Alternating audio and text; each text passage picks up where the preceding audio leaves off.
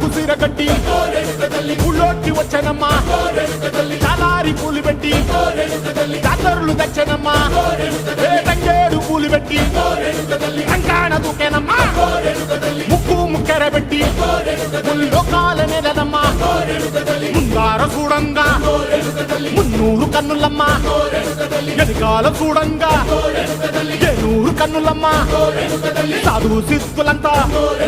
సాగిల బట్టరమ్మా మహారాజు రాజులంతా